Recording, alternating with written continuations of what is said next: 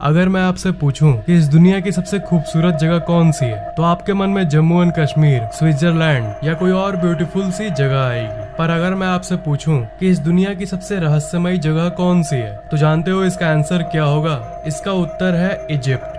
आज से करीब 4000 साल पहले इजिप्शियन लोग इजिप्ट में राज करते थे। ये लोग अपने समय में बहुत ही सुंदर कलाकृतियों का निर्माण किए थे, पर इन कलाकृतियों के साथ साथ ये कई रहस्यों को भी पीछे छोड़ गए। एलियंस का होना, पिरामिड का आसमान के तारों से अलाइनमेंट, पिरामिड के अंदर एक नेचुरल एसी होना जो कि टेम्परेचर को 20 डिग्री रखती है, ये सब ऐसी चीजें हैं जो आज भी वैज्ञानिकों को चैन की नींद नहीं सोने देती। सबसे बड़ा रहस्य ये है कि ये लोग ऐसी स्ट्रक्चर्स को कैसे बिल्ड कर लिए, और ऐसी स्ट्रक्चर्स मतलब यहाँ सिर्फ पिरामिड ही नहीं बल्कि और भी बहुत सारे अनबिलीवेबल स्ट्रक्चर्स के बारे में भी बात हो रही है। क्या इन स्ट्रक्चर्स को अकेले ही इन लोगों ने बनाया है, या फिर पिरामिड्स?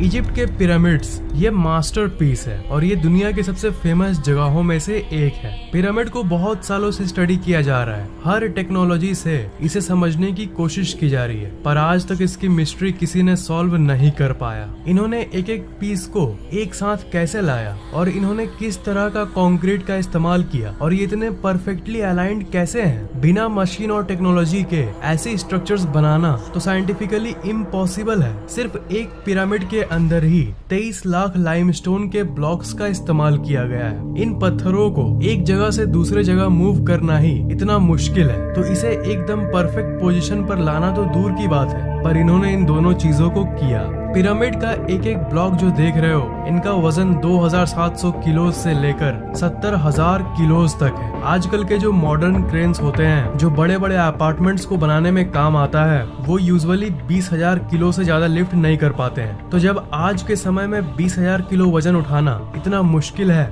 तो वो आज से 4000 साल पहले आखिर ये सब कैसे कर लिए? 4000 साल पहले वो 70,000 किलोज को कैसे ट्रांसपोर्ट किए होंगे बिना एडवांस्ड मशीनरी के? इसका एक जवाब है जो आप में से ज्यादातर लोगों को यकीन नहीं होगा, और वो है एलियंस। पिरामिड से जुड़ी एक थ्योरी है जिसे ओरायन कोरिलेशन थ्योरी कहते हैं। अगर आप रात के समय पिरामिड को देखोगे तो आपको दिखेगा कि वो एक्चुअली में आसमान के कॉन्स्टलेशन यानी तारों के एक नक्षत्र के साथ अलाइन करता है। आसमान के इस कॉन्स्टलेशन का नाम है ओरायन बेल्ट और इसके 3 मुख्य तारे हैं जिनका नाम है एलनाइटक, एलनाइलम और माइंड टेका। ये तीनों तारे पिरामिड से सिंक होते हैं। इसकी पोजीशन और अलाइनमेंट बिल्कुल इन तारों जैसी है। इस इम्पॉसिबल सी चीज को देखकर बहुत सारे थ्योरिस्ट्स ये मानते हैं कि पहले के समय में एलियंस धरती पर आए थे और अपने साथ एडवांस्ड टेक्नोलॉजी लाए थे, और इन्हीं की हेल्प से इस इम्पॉसिबल सी पिरामिड को इन्होंने बनाया, और ये एलियंस इन्हीं तारों से आए थे। पिरामिड को एलियंस ने बनाया या इंसान ने, ये बात तो कोई नहीं जानता, पर एक बात तो श्योर है कि पिरामिड्स और दूर तारों की दुनिया का आपस में कुछ न कुछ कनेक्शन जरूर है। कुछ थ्योरिस्ट्स ये कहते हैं, जो कि मैंने आपको अभी बताया, कि ये एलियंस उन्हीं 3 तारों में रहते थे और ये पिरामिड लोगों ने इनके साथ अपने कनेक्शन को दिखाने के लिए बनाया था। तभी रात के समय ऐसी परफेक्ट अलाइनमेंट होती है। टनल्स इन पिरामिड्स। पिरामिड्स हर एंगल से रहस्यों से भरी हुई है, और इनके अंदर के टनल्स उनमें से सबसे बड़ा रहस्य है। पिरामिड में जगह जगह पर टनल्स बने हुए हैं, और पहले लोग कॉमन सेंस का यूज करके ये सोचते थे कि ये वेंटिलेशन के लिए बनाया गया होगा ताकि अंदर हवा घुस सके, पर इस बात को डिसमिस कर दिया गया, गलत साबित कर दिया गया जब एक रोबोट इसके अंदर भेजा गया। रोबोट्स ने कैमरा से ये देखा कि ये तो असल में बंद है, और हर टनल के अंत में एक बंद दरवाजा जैसा कुछ बना हुआ है। तो ये आखिर वेंटिलेशन के लिए कैसे बन सकता है? पिरामिड के अगर सारे चैम्बर्स की बात करें तो इसके अंदर टोटल 3 डिस्कवर्ड चैम्बर्स हैं। ये जो आप देख रहे हो ये है बेस चैम्बर, और ये है क्वींस चैम्बर, और सबसे ऊपर है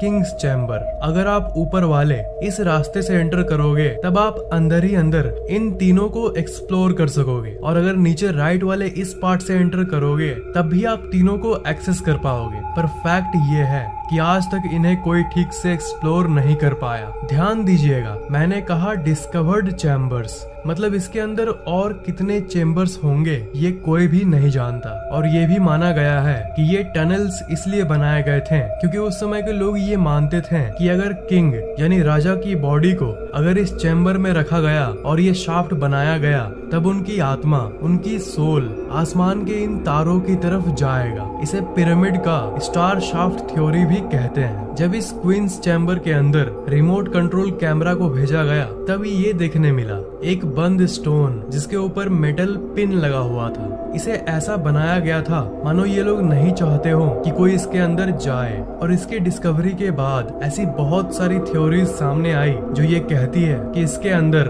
और एक अनडिस्कवर्ड चैम्बर मौजूद है। पर एक नए एडवांस्ड टूल के जरिए इस बंद दरवाजे को ड्रिल करके इसके अंदर एक छोटा सा कैमरा को भेजा गया। तो उस कैमरे ने इस फोटो को खींचा और इसके अंदर जाने के पहले ही वो कैमरा एक रहस्यमयी तरीके से खराब हो गया और इसके आगे की एक्सप्लोरेशन अधूरी रह गई। और उसके बाद से वहाँ की गवर्नमेंट फिर कभी किसी को अलाउ नहीं की इस पिरामिड को एक्सप्लोर करने के लिए। पर पॉसिबिलिटी अभी भी है कि इसके अंदर और भी ऐसे कई टनल्स हैं जो अभी तक डिस्कवर नहीं किए गए। वो पिरामिड्स क्यों बनाए गए, कोई एक्सप्लेनेशन न होने के चलते आज तक तो यही माना गया है कि ये पिरामिड्स उस समय के राजा और रानियों के कब्र के पर्पस के लिए बनाया गया था। वो राजा रानियों का कब्र था। मम्मी के बारे में तो कभी न कभी आपने जरूर सुना होगा। तो जो लोग राजा रानी के कब्र वाली बात को मानते हैं, वो लोग ये कहते हैं कि उस समय के राजा रानियों के शरीर को ममीफिकेशन के प्रोसेस के जरिए बॉडी को मम्मी बनाकर उसे कब्र में रखा जाता था। मरे हुए बॉडी को लाइनेन नाम के एक फैब्रिक में बांधकर कब्र में रख दिया जाता था। पर अजीब बात यह है कि अगर आप पूछो कि आज तक कितने बॉडीज, कितने मम्मी पिरामिड में मिले हैं, तो इसका आंसर है 0। जी हाँ, आज तक एक भी मम्मी पिरामिड में नहीं मिला। पिरामिड को अभी तक पूरी तरह से एक्सप्लोर नहीं किया गया है, पर जितना एक्सप्लोर हो चुका है उसकी बात करें तो सारे टॉम्ब बिल्कुल खाली थे और उसके ऊपर कोई टेक्स्ट भी नहीं लिखा हुआ था, जो कि जनरली उस समय के बाकी जगह पर टॉम्ब्स पर लिखा जाता था। क्वींस चैम्बर में न क्वीन का मम्मी पाया गया और किंग्स चैम्बर में न किंग का मम्मी पाया गया। तो इस सब को देखकर थ्योरिस्ट्स ये कंक्लूजन निकालते हैं कि पिरामिड शायद इसके लिए नहीं बनाया गया था। मे बी ये किसी और कारण के लिए बनाया गया होगा। और इसी सब के चलते ज्यादातर विचारक ये मानते हैं कि ये किसी एलियन के वजह और उनके पर्पस के लिए बनाया गया था और शायद ये एक तरह का पावर प्लांट था। पिरामिड इतने परफेक्ट कैसे हैं? क्या आपको पता है कि इस पूरी दुनिया की मैप को अगर आप लो और अगर सेंटर का पता लगाओ तो सेंटर कौन सा होगा? अमेजिंगली इस पूरी धरती का जियोग्राफिकल सेंटर वही जगह है जहाँ पर ये पिरामिड्स हैं।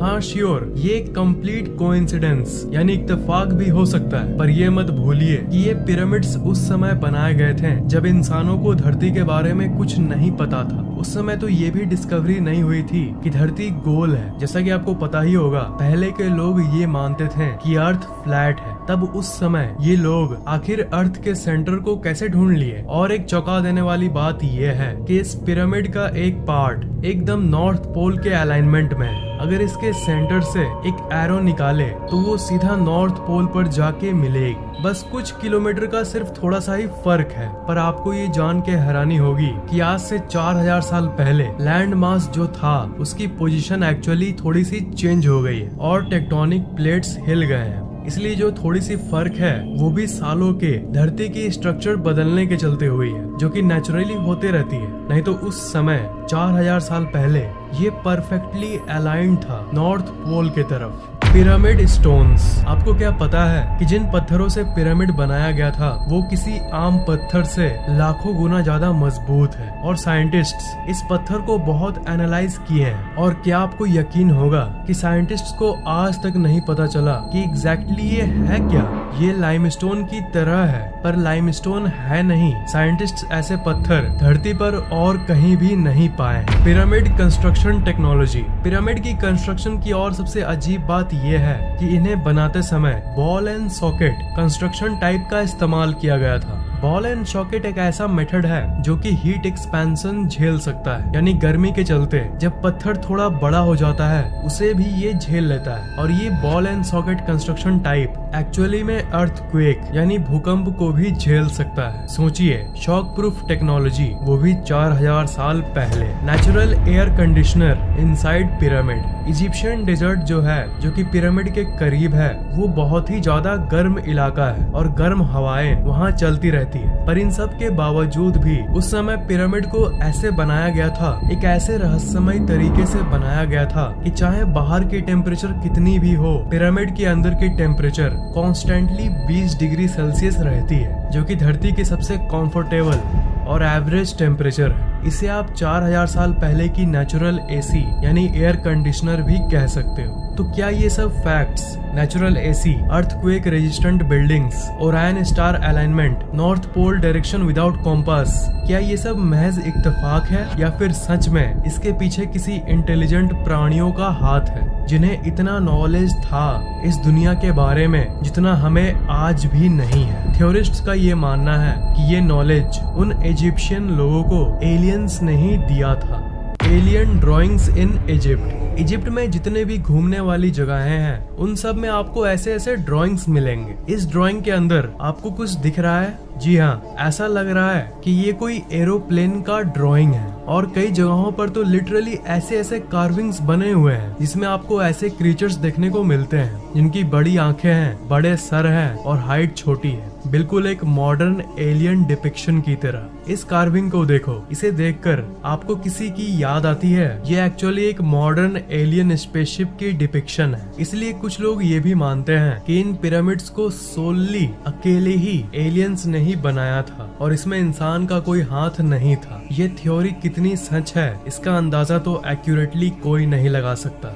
पिरामिड और तारों का जो सिंक की बात की हमने, उसको और गहराई से देखें तो ये पता चलता है कि बिना एरियल व्यू के यानी बिना ऊपर से देखे ऐसी परफेक्टली अलाइंड स्ट्रक्चर्स नहीं बनाया जा सकता। सिर्फ ऊपर से एरियल व्यू की हेल्प से इसकी पोजीशन को कंसीडर किया जा सकता था। और 4000 साल पहले तो ड्रोन और हेलीकॉप्टर्स भी नहीं थे, तो आखिर ये जमीन पर बैठकर ही अलाइन कैसे कर लिए? सिर्फ दूसरे प्लैनेट्स के प्राणी ही ये सब कर सकते थे। सिर्फ एलियंस ही एरियल व्यू पता कर सकते थे ऊपर से अपने स्पेसशिप की हेल्प से। Amazing sun alignment of pyramids. हर साल 21 जून को समर सोल्स्टिस होता है, यानी सबसे बड़ा दिन और सबसे छोटा रात वाला डे। इस दिन अगर आप शाम को ग्रेट पिरामिड को व्यू करोगे तो वो कुछ ऐसा दिखेगा। पिरामिड के ठीक सेंटर में उस शेर के ठीक ऊपर से ऐसा सूरज का व्यू। तो ये सब को मद्देनजर रखते हुए, इतनी कैलकुलेशंस करते हुए आखिर वो लोग कैसे जानते थे? एक चीज इत्तेफाक हो सकता है, पर ये स्ट्रक्चर्स इतनी सारी इत्तेफाक अपने अंदर रखती है कि इसे हम इत्तेफाक नहीं कह सकते। ये श्योरली बनी बनाई योजना थी। तो इसलिए ज्यादातर थ्योरीज ये कहती है कि उस समय दूसरे दुनिया के एलियंस ही इतने कॉम्प्लेक्स कैलकुलेशंस कर सकते थे। उनके पास ऐसी नॉलेज और ऐसी टूल्स थी जो आज के आधुनिक साइंस के पास भी नहीं है। डैंडेरा लाइट। इजिप्ट में एक डैंडेरा नाम की जगह है। वहाँ पर एक टेम्पल यानी मंदिर है जिसका नाम है डैंडेरा लाइट कॉम्प्लेक्स। इजिप्ट में रहने वाले लोगों ने इस टेम्पल को अपने एक भगवान के लिए बनाया था जिनका नाम था हैथोर। और ये मंदिर इजिप्ट के सबसे रहस्यमय मंदिरों में से एक है। इस मंदिर के मैप को देखो, यहाँ पर आप एंट्रेंस को देख सकते हो। तो इस मंदिर का आधा पार्ट पहले सैंड से ढका हुआ था, पर 1850 के आसपास इस कॉम्प्लेक्स को पूरी तरह से साफ कर दिया गया और उसके अंदर से बहुत सारे दफन हुए राज सामने आए। जब उस एंशिएंट रूम को पूरी तरह से क्लीन कर दिया गया तब साइंटिस्ट्स को ये देखने मिला एक ऐसा आर्ट जो कि बहुत अलग था और पूरे इजिप्ट में सिर्फ इसी मंदिर के अंदर ऐसा कुछ कला देखने मिला। इसे डैंडेरा लाइट कहते हैं। दीवार पर ये जो ड्राइंग जो इजिप्शियंस ने बनाई है ये सवाल खड़ा करती है कि इजिप्शियन लोग भला कितने एडवांस थे। इस इमेज को अगर आप ध्यान से देखोगे तो ये आपको एक लाइट बल्ब जैसा कुछ दिखेगा। ये मत भूलिएगा कि हम 4000 साल पहले की बात कर रहे हैं। इस इमेज को देखकर थ्योरिस्ट्स ये कहते हैं कि एंशिएंट इजिप्ट में इलेक्ट्रिसिटी यानी बिजली एग्जिस्ट करता था और 4000 साल पहले इन्हें इलेक्ट्रिसिटी टाइम ट्रैवलर्स यानी समय यात्रियों ने या फिर पहले के एंशिएंट एलियंस ने दिया था। और थ्योरीज का ये कहना है कि ये लाइट बल्ब वो चीज है जो रात के समय इन्हें पिरामिड और बाकी स्ट्रक्चर्स बनाने में हेल्प करती थी। एक बल्ब होती है जिसे क्रूक्स ट्यूब कहते हैं। अगर आप इस इमेज पर आज के एक मॉडर्न क्रूक्स ट्यूब से कंपेयर करोगे